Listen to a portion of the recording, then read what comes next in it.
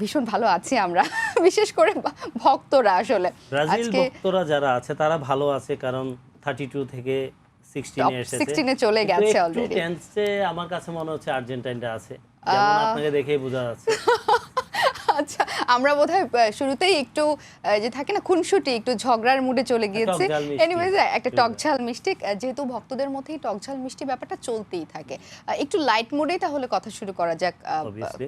কেমন উপভোগ করেন এই যে খুনসুটিটা চলে, যে একটু ঝগড়া, একটু টকঝাল মিষ্টি যে ব্যাপারটা? দেখুন, 4 বছর পর বিশ্বকাপটা আসে, আমাদের জন্য অনেক বড় একটা উৎসব।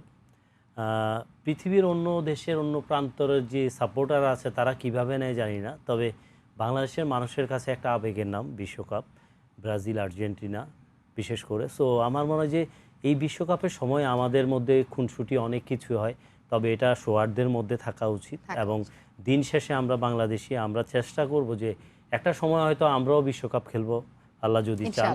তো আমার বিশ্বাস যে যেদিন আমরা বিশ্বকাপ খেলবো, আজকে আর্জেন্টিনা বা ব্রাজিলের জন্য আমরা যেভাবে সাপোর্ট করি, একদিন হয়তো তারাও আমাদের জন্য সাপোর্ট করবে, কারণ এটা সৌহার্দ্যের এক বন্ধন থেকে। হয়তো আমরা 1000 মাইল দূরে থাকি, কিন্তু আর্জেন্টিনা এবং ব্রাজিলের সাপোর্টাররা যেভাবে সাপোর্ট দেন তাদেরকে, সো তাদের দেশের মানুষও চিন্তা করে না এই দেশটার মানুষ কত ভালোবাসা প্রবণ, এবং এত দূরে থেকেও আমাদের জন্য যে জান দিচ্ছে, কেউ মরে যাচ্ছে।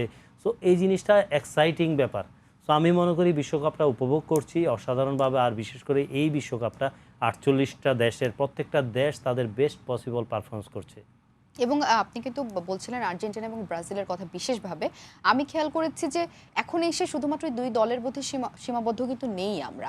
আপনি দেখবেন যে আরো অসংখ্য দলের প্রতি আমাদের ভালোবাসা বেড়েছে, আলাদা আলাদা করে। পর্তুগাল আছে, ফ্রান্স, জার্মানি এবং সেই সঙ্গে মরক্কোর মতো দেশের, ইরানের কথা বলেন, আনফরচুনেটলি ওরা হয়তো বাদ গিয়েছে। আসলে আমরা খুবই খারাপ লাগছে ইরানের জন্য, যে ইরান কিন্তু ডিজার্ভ করে অন্তত 32-তে থাকার মতো একটা দল ছিল।